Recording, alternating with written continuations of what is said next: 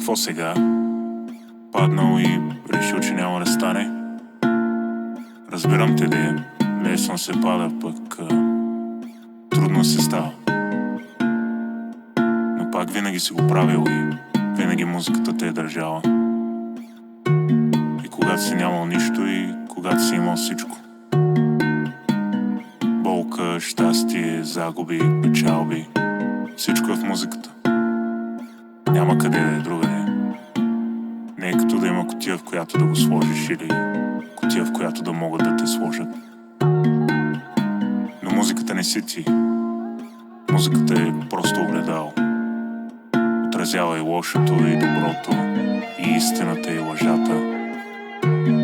Понякога като кална локва, понякога като кристално езеро.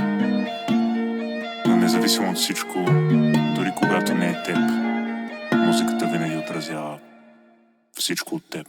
Колкото сме падали, толкова път сме ставали.